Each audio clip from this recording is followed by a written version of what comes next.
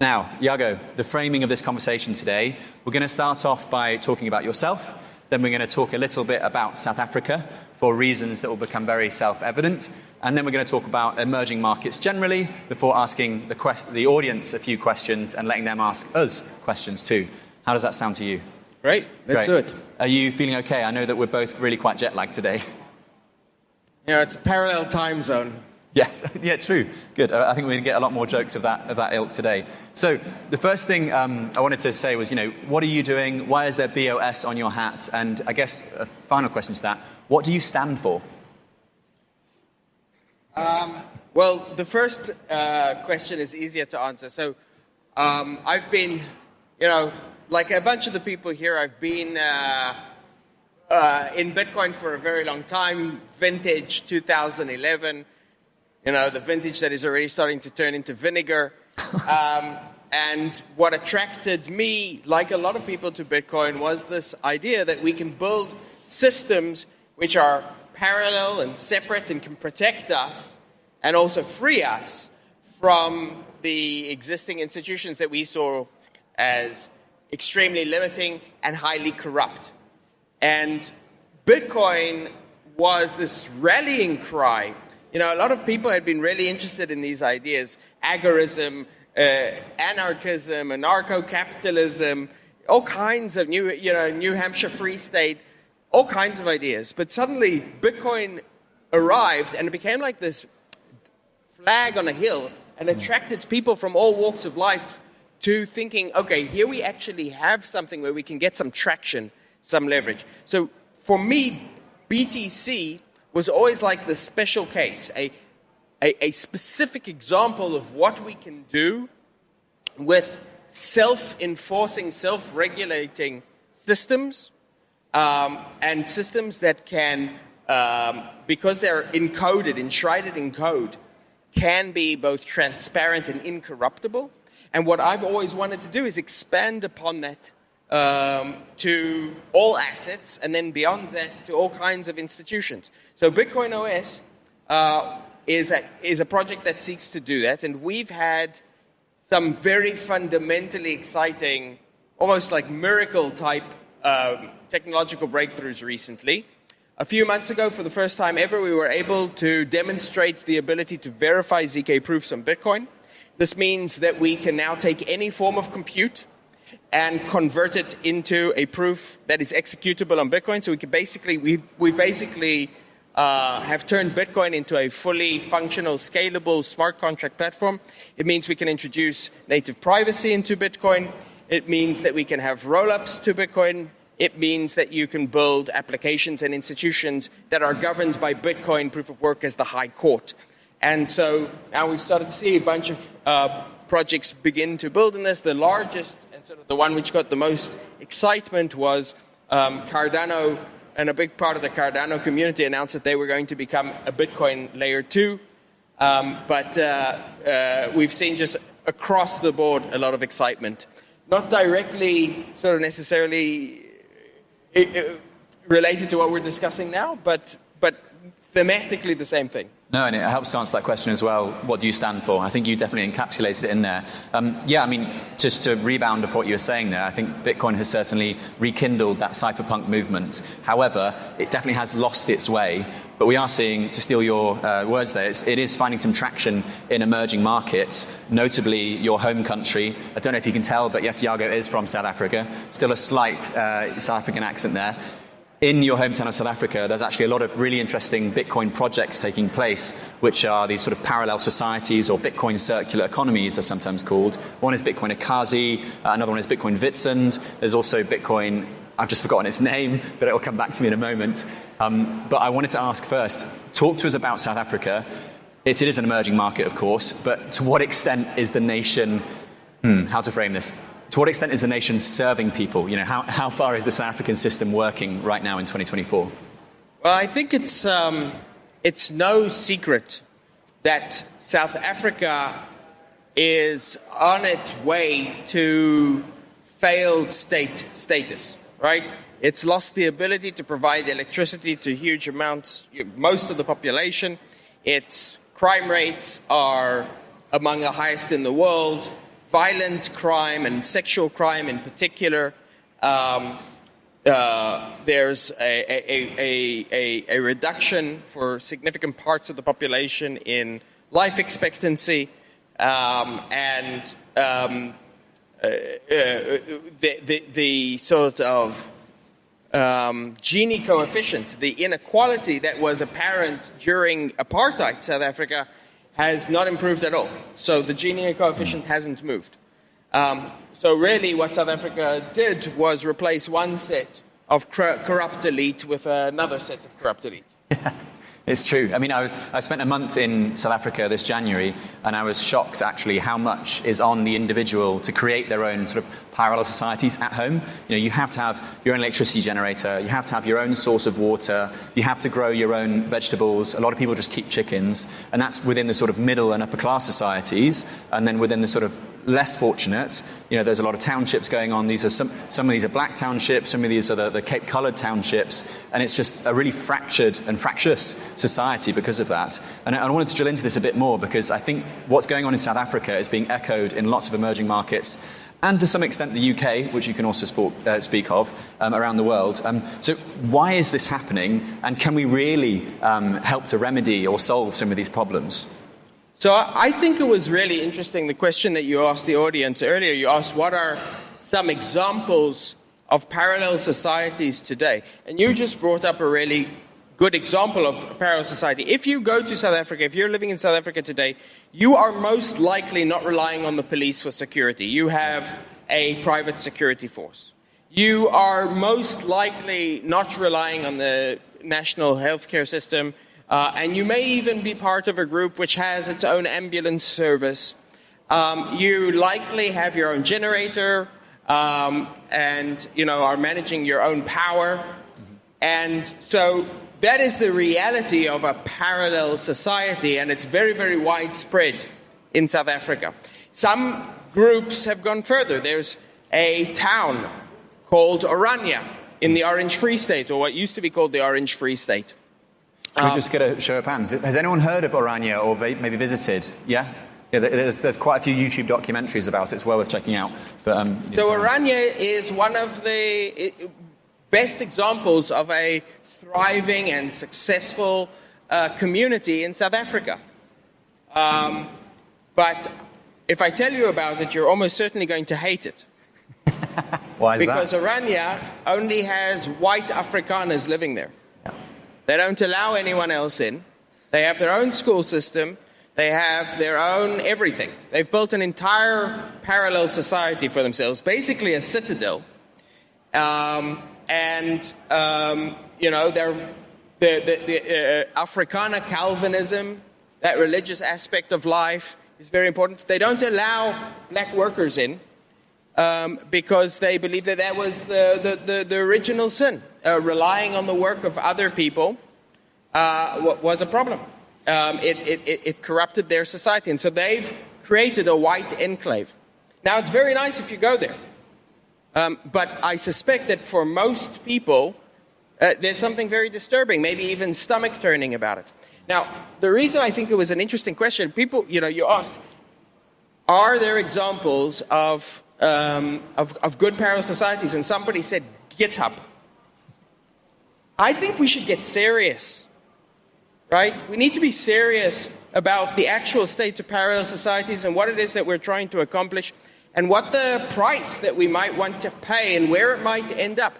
Here's a few really successful parallel societies. Orania, which we've already discussed. The Amish, right? They're paying a very significant price. They're living 400 years in the past. A very, very successful society, or was very, very successful until about a month ago, was Hezbollah. Hezbollah had set up their own military. They had set up their own judicial system. They had their own financial system, their own school and health system, all based around their Shia ideology. And they basically took over the entire country of Lebanon. In terms of living by their own worldview, they were doing a very, very good job. I mean, they kind of screwed it up over the last month, but that was one of those significant parallel societies. The Kurds in northern Iraq, that's a parallel society. The country of Israel, right? You'll notice that area of the world has a lot of parallel societies, right? The country of Israel, today, in many ways, one of the most hated countries in the world, is probably the best example we have of an intentional society. Here were a group of people persecuted for thousands of years who decided to get together and create a society which would uphold their values and allow them to protect themselves, their children, future generations, and to create a culture and a language of their own. That was a parallel society. Parallel society which is sort of diminishing now, the United States of America. The United States of America was explicitly set up as a parallel society. What is left of that today? Well, I mean, you got Kamala versus Trump, right? There's been a dilution of the ideological underpinnings of the United States. So it is now just a society, not a parallel society. But we've lost something, right? These are all, of course, a lot of those are more areas of sort of conflict, whereas some of these are natural parallel societies. What's the most common parallel society in the world? The one which has all of the things that we were talking about in the last panel. The ability to maintain reputation, the ability to have enforcement mechanisms, the ability to manage commerce and trade, that is global and significant. The biggest one? Biggest one. I was going to go somewhere like Orthodox Jews or something like that. Organized crime. Organized crime, okay. I was way off. Parallel society par excellence, right? What is a parallel society? It is a group of people who have decided to opt out of the rules. That is like literally the definition of organized crime. So, the question I have is, do we have the stomach to be organized criminals? Or are we just LARPing? Because if we want to actually create parallel societies, there's a number of costs. There's a number of prices. We have to, first of all, reject the existing society. We, de facto, become criminals. Second, we are engaging in an inherently elitist activity. Right? Who says to himself, you know those rules? Not for me. I'm not going to live by those rules. I'm going to make my own rules. That is an inherently elitist idea. Right? And then there is also the question of exclusivity. Because if you look at the United States of America, the United States of America over time has diluted from its initial constitutional underpinnings because, you know, once something gets popular, it stops being cool. So you kind of need to keep things exclusive. So there's very significant real questions about whether or not we actually have the stomach to do what we're talking about. It's funny you mentioned that, and we're actually seeing those trends in Roatan, where they created this, parallel society, the island just off Honduras. A lot of locals were quite vocal in their opposition to this, because in a way they are, as you say, de facto breaking the law. If we just go back to South Africa, I know Oranje, and by the way, one thing on Oranje, I couldn't join Oranje because I'm not Afrikaans by blood. It's not just white people, it's Afrikaans. It's not about blood. It's about being able to speak Afrikaans and accepting Afrikaner version of Calvinism. Oh, okay. I thought it was literally had to be Afrikaner blood. Okay. Back to South Africa. There are these Bitcoin circular economies being built there. One is in a township just outside Mossel Bay. Another one is in this place called Whitsand. And there, because the rand, the South African currency, is effectively one of the world's greatest shitcoins, they are trying to phase out its use by paying workers, by onboarding shops, and by using Bitcoin as not just their store of value, but also their medium of exchange. But I didn't actually reflect on the fact that's technically going against the legal tender version, which is you must use the South African rand. So my question to you, Jago, is how much easier is it to create these parallel societies in countries where the nation state has, for want of a better word, failed, or is definitely, failing? Is that where we should focus our efforts effectively? Is that where we should focus our efforts? Well, I don't know about me and you, but collectively. Look, okay, so I'm gonna rephrase that question, right? Sure. So unquestionably, it's easier to create parallel societies where the existing sort of society, the default society, is weak. But do we want to do that? because the price that you pay for that, there are all kinds of potential prices, but the primary price that you pay for that is you have to potentially significantly downgrade your standard of living. Yeah. Right? Or you're going to live as sort of an elite within a much more impoverished environment. And if, we take the example of Prospera. So I was involved, actually the very first talk I ever gave at a Bitcoin conference was about creating free zones in Honduras. I've been involved just, almost from the beginning. Patry Friedman got involved before I did, but nice. We were the team competing with Patry. There's something interesting. Let me, if I may ask a question of the audience. How many people here have served in the military or a military? 3, 4, okay, so we got 1, 2, 3, 4, 5. Keep your hands up, please. Keep your hand up, sir. How many of you were conscripted? If you were conscripted, lower your hand. So you were a volunteer. So out of this entire audience of people who want to set up a parallel society, we've had one person volunteer to pick up a gun and protect a society. So the reason I raise this is because we actually, could have a parallel society tomorrow. Prospera on the island of Roatan has taken us 90% of the way there. It's currently being threatened with closure by the government of Honduras. Now, the island of Roatan is as far away from the mainland of Honduras as Taiwan is from China. The Chinese are a pretty big, prosperous, and advanced country, and they're trying to figure out, can we actually invade Taiwan? There's not a chance in hell that Honduras can properly invade Roatan if Roatan was willing to put up even the smallest amount of resistance. So basically, if the bunch of us here were willing to get on a plane now, go down to the airport now, fly over to Honduras, pick up, a gun, and declare independence, we would have an independent parallel society. It wouldn't even be parallel, it would just be a society. We'd have an independent society, 12 hours, 13 hours is the time of the flight from now. It's not going to happen. We're not advocating for that either, by the way. Why? Put the Why guns are down. we not advocating Because we're for not it? advocating for violence generally. There's nothing violent about that. The gun bit is a bit violent. No, guns are not violent. There's nothing violent. Did you shoot anyone when you were in the military? You guys, have you shot anyone? I've been shot at, but I've never shot anyone. So it's got nothing to do with violence.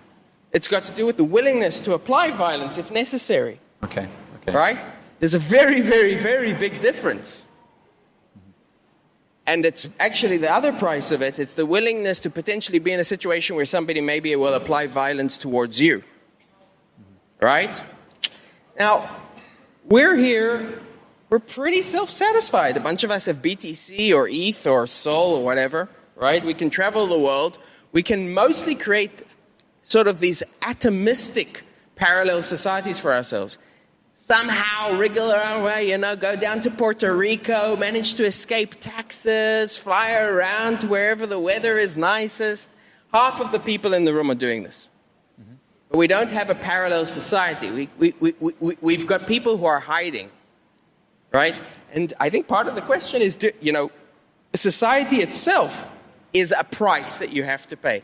It's basically, now I'm going to have to get together with a bunch of people and agree to live with them with rules that will constrain all of us. How do you get people to even opt into that? So, yeah. I know I've taken us away. No, this is a great tangent. I like it. But I've been to a few of these conferences before. I really care about this stuff. And sometimes I feel like the conversations are a little bit milquetoast. Right? Oh, we're going to do this DAO thing, and I would like us to be asking ourselves serious questions, which is, do we actually even want this? Right? But there's a trade-off here. And most of us have pretty nice lives. And so the two extremes, I think, are this conversation on this panel sort of was titled Emerging Markets. Are parallel societies that we would recognize as parallel societies going to emerge from emerging markets? No. No. They're not going to be places we're going to want to live in. They're going to be fundamentalist in ways that we wouldn't like. They're going to be violent and poor in ways that we wouldn't like. The emerging market is not going to develop the cutting edge of tomorrow's societies. If they were, they wouldn't be emerging markets. And on the other hand, and this is the more uncomfortable thought, are the kind of parallel societies that we're imagining going to emerge from us. There I maybe have to answer no as well, because maybe we have it too good. We don't actually need it. We like to fantasize.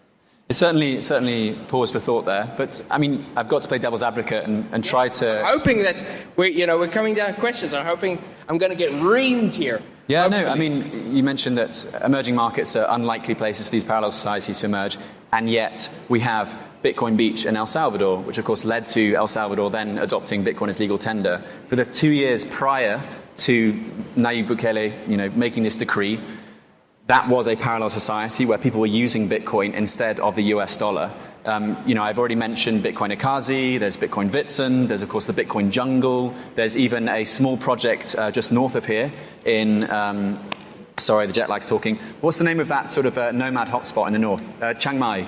Chiang Mai, there's a sort of Bitcoin project going there. In lots of African nations, whether it's Ghana, whether it's the Ivory Coast, there are these small Bitcoin circular economies starting. So we are seeing the grassroots initiatives spread out somewhat. So I think that, while we've got it good, we're all sitting here at this lovely conference hall, we are seeing clearly, evidence of these parallel societies being built from the ground up. And the first thing they're addressing is money. They might not be addressing stuff like blockchain governance and sort of the decentralized ideas that we've all sort of listened to today, but they're at least trying to address that first issue, which is we have broken money. We now have a tool to fix that. So that was my first point about is it going to come from the emerging markets? The call to action of everyone here, I think that's an absolutely fair thing to say. I think that while we all act on our ideas as best we can with our own personal intentions, like, for example, I left the UK the day after the Brexit vote because I was like, I can't deal with this country anymore. You left South Africa because, well, I'm assuming here, but, I guess there wasn't the opportunity there that you wanted when you grew up there, whatever it may be. Like, we are still doing something. We are still voting with our feet. Are we going to come together and create a parallel society? Well, I don't know if it's going to be a physical space. That's the thing, right? Today we've effectively created a parallel society in this building where we have lots of like-minded individuals getting to the nitty-gritty of these things. So, okay, when is that going to convert into we haven't mentioned Lieberland, right? Lieberland, the idea that's going to be a libertarian utopia. Anyone visited Lieberland? You have? Good man, great. It's still on my list of places to go to, but it's very hard to take a boat across. So we are seeing the inklings of these things within the developed or more privileged people around the world. Would you pick up a gun and get to one of these parallel societies? Would you defend it? I already have. You defended London with a gun? Not in London, no. Okay. So I was part of the Israeli military for a while. Okay. And I, among other things, was in charge of protecting a group of people who I really, really disliked. Settlers in the West Bank. So I was sent to act as a guard for settlers, and I loathed these people. I loathed them before I met them, but I loathed them way more after I met them. But they had a parallel society. And I ended up becoming a conscientious objector in the Israeli military. And there's a question that I ask myself maybe once every month, is did I become a conscientious objector because I'm a selfish person who was not willing to make sacrifices, and I felt like it was easier to become a conscientious objector than to get shot at again? Or did I become a conscientious objector because of the reasons that I thought I was doing it at the time, which was my moral underpinning and my disagreement with, the geopolitical and ethno-state aspects of Israeli settler philosophy? And I think it's a bit of both. Mm-hmm. So,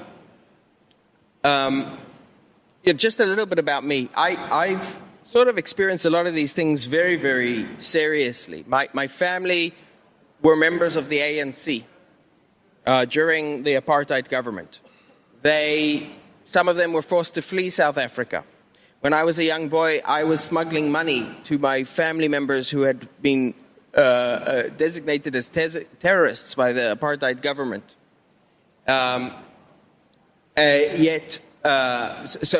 sort of that was my first experience with that.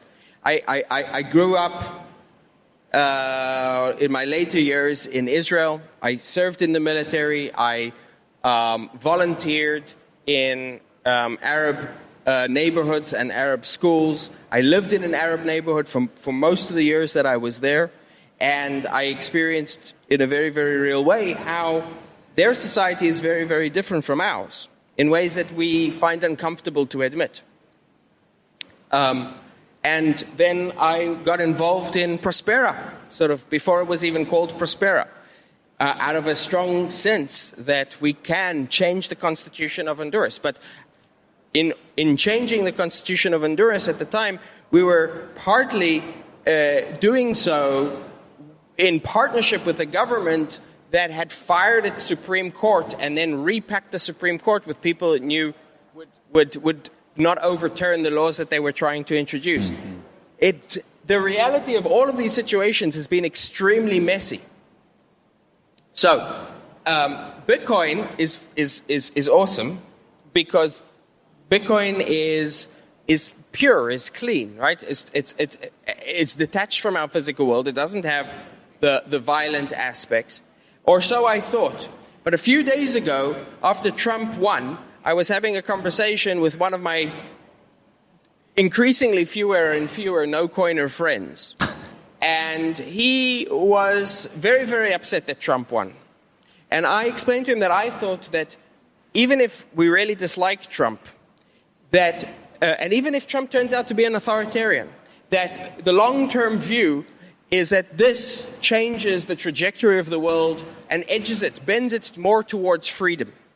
And the reason, I said, is because basically we've had a crypto industry which has been sanctioned by the United States government for its entire history, and yet has still become the fastest growing market in the world and the freest market that has ever existed. But now the United States government was going to stop sanctioning this Singapore in the sky.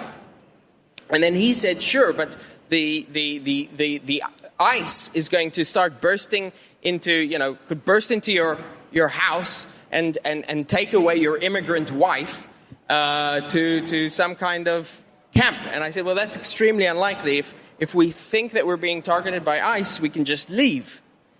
And then he said something which was very illustrative. He said, it sounds to me like you're saying you're going to be fine and fuck everyone else.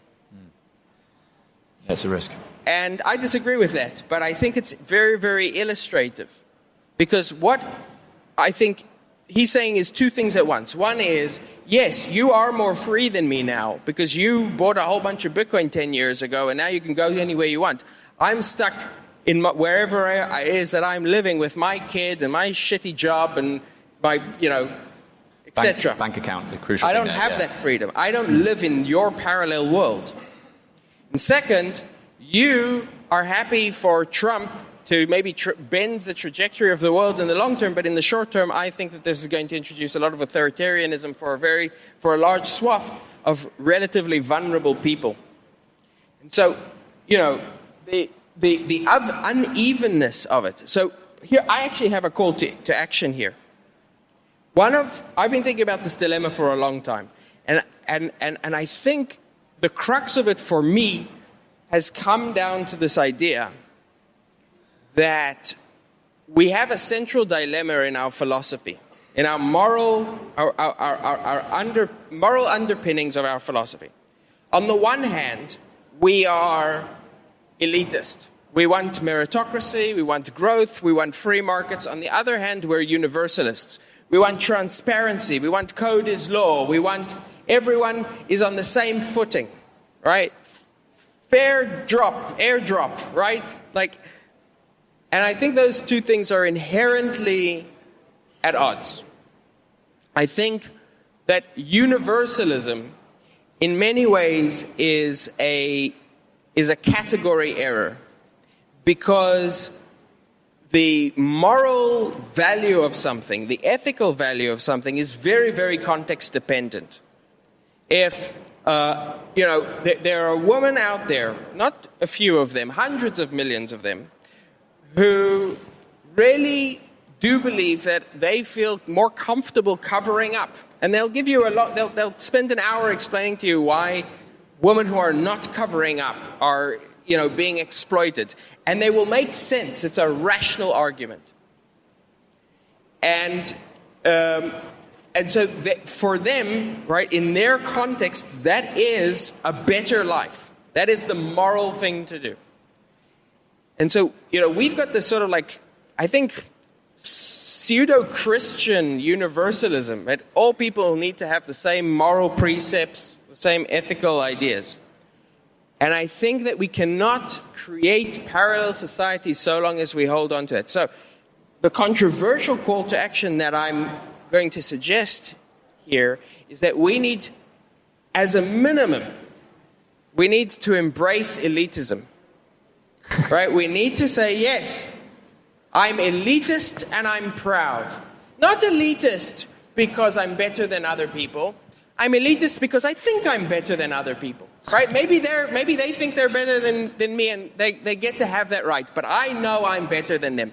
And I'm willing to separate myself from society. And I'm willing to create for myself a society which will not be porous. It will be exclusive.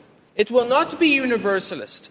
It will be voluntary, right? But that also means we voluntarily get to exclude those who might dilute our society. Until we're willing to make that minimum sort of seriousness or that minimum level of sacrifice. And this is, I'm not talking about picking up guns or going to Roatan or, doing experiments, or paying poor people for their kidneys. I'm nowhere near that, right? I'm just saying, are you willing to get into a room and say, the people in this room get to be here and no one else? I think that is the bare minimum of what is required for us to actually build a parallel society. Okay, thank you, Iago. Food for thought for everyone. We do have 5 minutes for questions here. If you'd like to ask a question, please do hop up. There's one man already on his way to the microphone. And dwell on that. Are you willing to chuck people out of a room? I'm joking, by the way. Yes, hey there. That was super interesting, also very colorful, so thank you for that. Getting back to the original question here, how Bitcoin changed the emerging markets. I'm from Germany, so when I come here, I'm amazed how good 5G is. And I think when you come from Europe or you come from the US and you have all these black spots on the map that have no coverage, you realize that in a lot of countries that have built this infrastructure more recently, they leapfrogged, putting cables in the sand and all of that, and they leapfrogged it to something better where they have really, really good coverage usually, right? Mm-hmm. And so for a lot of emerging markets, they're also doing it because the leapfrogging is so much cheaper. And I'm thinking, isn't that also true with money printing and monetary policy? And isn't this where Bitcoin is coming in, right? If you have you have a problematic country, maybe it is falling, it's a failing state, and now you have the thing coming afterwards, and they need to start fresh, and they need to set up factories, and how do we bring money to people, and do we have to have bank buildings everywhere? Isn't leapfrogging to Bitcoin the natural thing they would do? And do you see that somewhere happening? Or where would you think that's going to happen? So this is also brought up in the question in El Salvador, which I didn't address. And I think the answer is yes, and I think it supports my thesis. So there's two ways that Bitcoiners, and everyone else, but Bitcoiners have been talking about El Salvador. One is, this is the way. It's happening, right? The other is, we are cozying up to a dictator, and really Bitcoin was designed to defeat the state, not support the state. And there's some truth in both of those, but the reality is that El Salvador is leapfrogging. It has massively improved its reserves, right? They started buying Bitcoin 4 years ago. They've made a lot of money on the Bitcoin that they've purchased.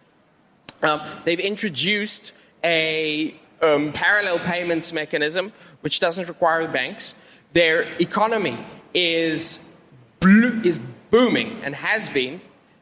Nothing to do with Bitcoin. It has to do with something else, which I'll come to in a second. And actually, I'll come to it now. And all of this has to do with a strong man, right? Here's a man who usurped democracy, took a country that was democratically failing on a continuous basis, said, let's get real, was willing to be exclusionary. He took a huge chunk of the population and put them, you don't get much more exclusionary than putting them in camps, right? And he changed the trajectory of the country. And now it's gone from the most violent country in the Americas to the safest. So I think that's illustrative. Yes, you can leapfrog. Bitcoin represented one way of leapfrogging it, and it was part of, and I think frequently needs to be part of, a package deal. Yeah, no, I really like this question, and I think we do see a lot of this leapfrogging stuff. I mean, in Europe, we had Poland, which never had checks, like checkbooks in Poland, which were just never a thing, because by the time their banking infrastructure took off, people had already advanced actual checking accounts as opposed to writing checks.